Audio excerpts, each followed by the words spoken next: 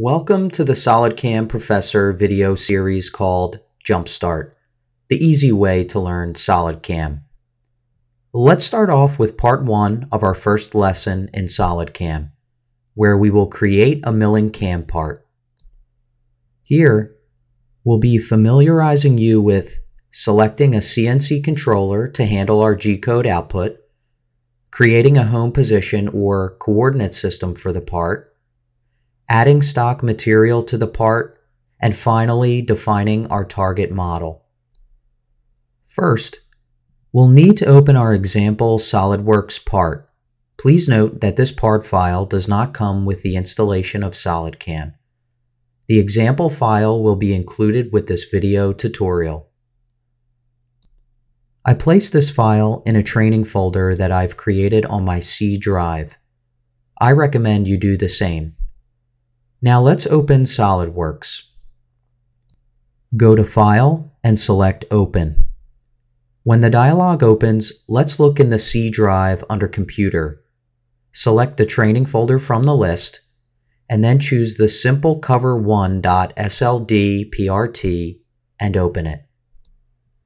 Before we begin, let's discuss the automatic cam part definition. By default, these settings are enabled. Go to the SolidCAM drop-down menu at the top of the screen. SolidCAM, SolidCAM Settings. Go to Automatic Cam Part Definition in the list. Under the Milling tab, note there are 4 important sections: Definition of CNC Controller, Definition of CoordSys, Definition of Stock, and Definition of Target. These settings can be especially helpful for a 30-day trial test drive user.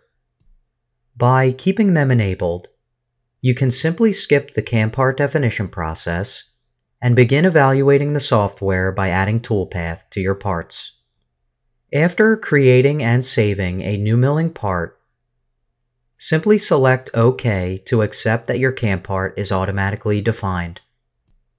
Then, you may start adding operations from the SolidCAM Manager tree.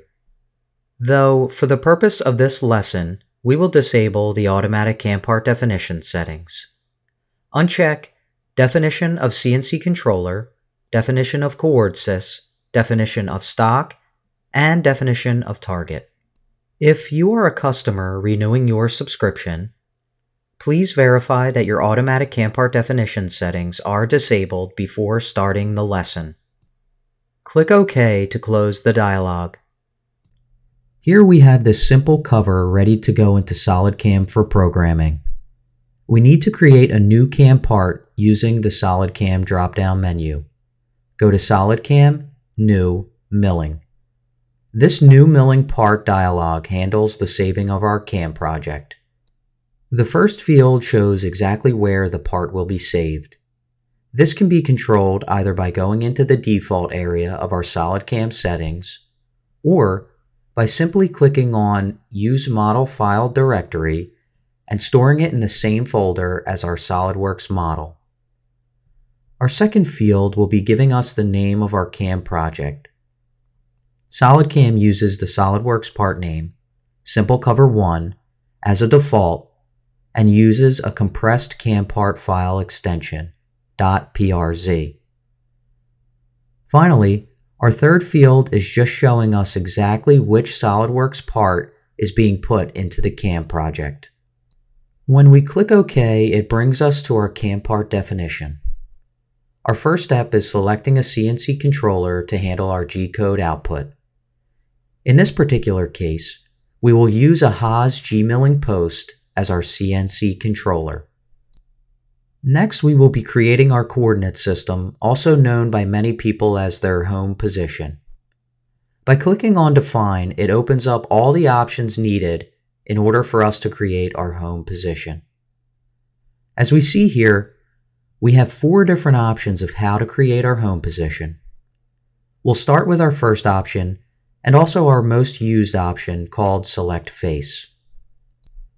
By choosing Select Face, the moment we click on a specific face, the home position or coordinate system will be created with the Z-axis perpendicular to that face. Now in this particular case, we will select Top Center of Model Box from the Place Chord System Origin 2 dialog. We will get into these other options later. Now, when we click on any surface of our part, it will automatically create a home position at the very top center of that surface, as shown here. The coordinate system axes are represented graphically by color. The x-axis is represented by the red line, the y-axis by the green line, and the z-axis by the blue line. After we finish this process, let's click on the green check mark at the top of our CAM Manager. This will bring us to our next window where we can control our levels. Let's quickly run through what these represent. The Tool Start level is the level where the tool comes to directly after a tool change and where the tool length compensation is activated. The Clearance level is the level where the tool will retract to when moving from one area of the part to the next. The Part Upper level represents the upper level, and the Part Lower level represents the lower level of the part. We'll accept these default Z levels by clicking OK. We have just created our first home position. Let's click OK to accept. Now, our next step is creating and defining our stock. There are several ways of creating and selecting our stock in SolidCAM. For the purpose of this exercise, I will use our most common option called Box. By selecting a surface on our part model, it will automatically create a bounding box around the outside of our target model. We have control of how much material is added to the target model in 6 directions. So for example, in our X plus and X minus direction as well as our Y plus and Y minus direction, we'll set it at 2 millimeters past the part. In our Z plus direction, we'll add only 0.5 millimeters of stock material to the top of our part. Lastly, we will add 5 millimeters in the Z minus direction so that we have material to clamp onto when we are machining this part. As we alter the numbers in the dialog boxes, the stock material is updated graphically in real time. Once we have these dimensions set, let's click on Add Box to CAD Model so that we can continue to see this box representing our stock throughout the lesson. We can accept our stock by selecting the green check mark. Our stock is now complete and we can move on to defining our target. The target is basically used for certain simulations that we find it necessary to use the target operation, which we'll explain a lot more in detail as we go on through our lesson videos. To create our target, we begin by selecting the Target button. Click on Define 3D Model and select any portion of the target model. It will list it here as Solid 1. Our target is now successfully defined, and by clicking OK, we move back to our original window.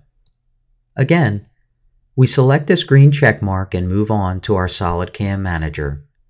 Now, we can begin adding toolpath to machine our part.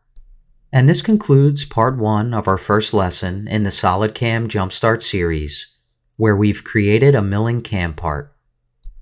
Thanks for watching. Please join us for part 2 of our first lesson, where we will add a face milling operation and go through the operation dialog.